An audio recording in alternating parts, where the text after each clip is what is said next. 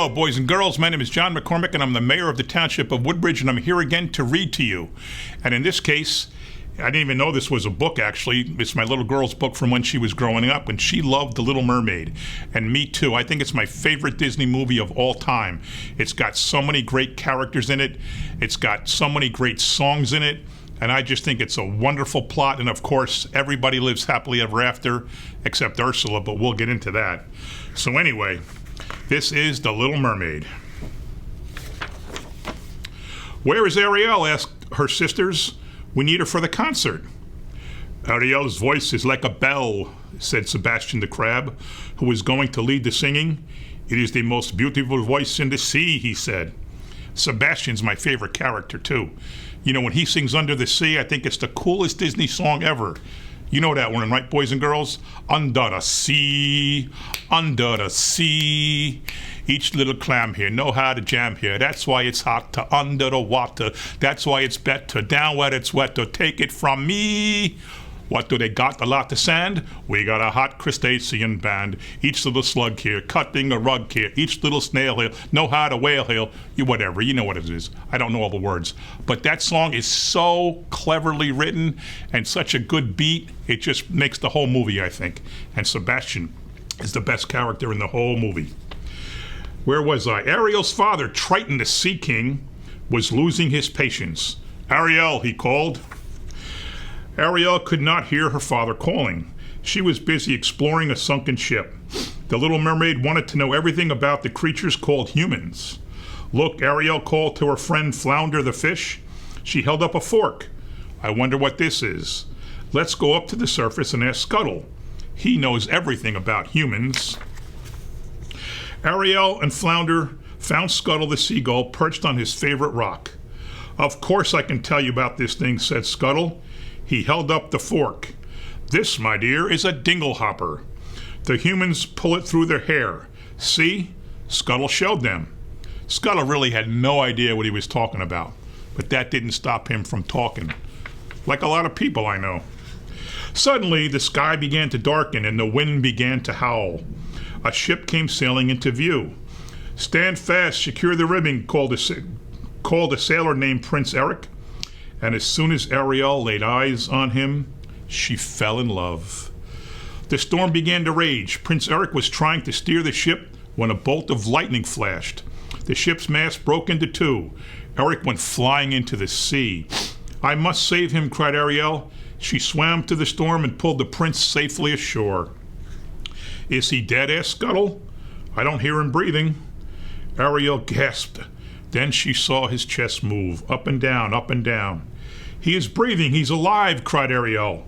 She sang to him and leaned down to kiss him, but woof woof, it was Max, Prince Eric's dog.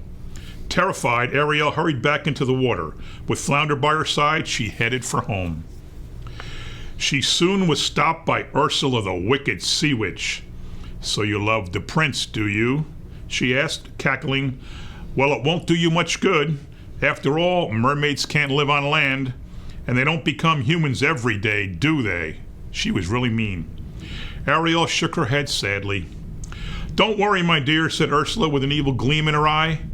My powers can change everything. The plan sounded simple enough. Ursula would turn Ariel into a human for 3 days. If Ariel could get the prince to kiss her, she would be a human forever. If not, she would turn back into a mermaid and belong to Ursula. All you have to do is leave your beautiful voice with me. Are you willing? Asked Ursula. Because she was in love, Ariel said yes. With the swirl of her magic potion, the sea witch took away Ariel's voice and dropped it into her seashell locket.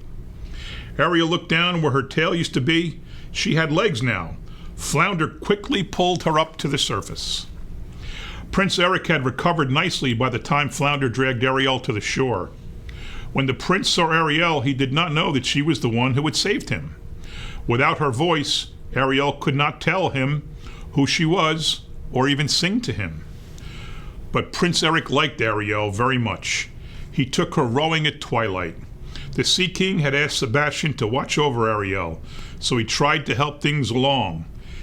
He led Scuttle and his friends in a song, Kiss the Beauty, they sang. But the prince did not kiss Ariel, not on the first day, nor on the second. On the third day, Scuttle surprised Ariel with the news that Prince Eric was getting married. On board the wedding ship, everybody was busy getting ready. "Look at me," sang Vanessa, the bride-to-be. Scuttle heard that beautiful voice and flew down to the ship. He was about to land when he saw Vanessa look into a mirror. "It's Ursula the Sea Witch. She's trying to marry the prince," cried Scuttle. "Then Ariel will belong to her." He flew off to help. In no time, turtles, seals, and lobsters climbed aboard the ship. Scuttle's army of seagulls descended, and the battle began. Vanessa's seashell necklace crashed to the deck. It freed Ariel's voice just as Ariel pulled herself aboard. The prince heard Ariel speak. At last he knew that Ariel was his lost maiden. He went to kiss her. "You're too late," screamed Ursula. Ariel's 3 days were up. Before the Prince Eric could reach her, she turned back into a mermaid and slipped into the sea. Ursula followed close behind. "You can't get away from me, Ariel," cried Ursula. "You're mine now." As Ursula caught hold of Ariel, Triton the Sea King appeared. "Let Ariel go," he cried.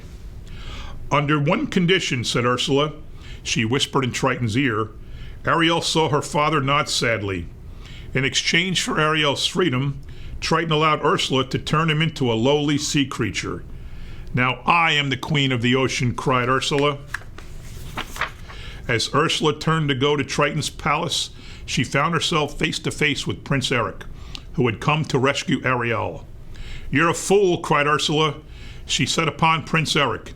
He held his breath as they swirled round and round in their battle beneath the sea. Finally, for the love of Ariel, Eric killed the wicked sea witch. Triton was the Sea King once again. "Are you sure you want to be human?" Triton asked his daughter. Ariel nodded. With a wave of his scepter, Triton turned Ariel into a human being. It wasn't long before Prince Eric and Ariel were married. All the creatures of the sea and land were there, and they sent up a very happy cheer. Isn't that a great story? You got a prince, you got a princess, you got the evil characters, and the good people win in the end. That's terrific. So I hope you boys and girls enjoyed this, and I hope you keep reading on your own and studying and doing what your teachers tell you to do and doing what your parents tell you to do. But remember, keep reading as much as you can. Thanks for watching. See you soon.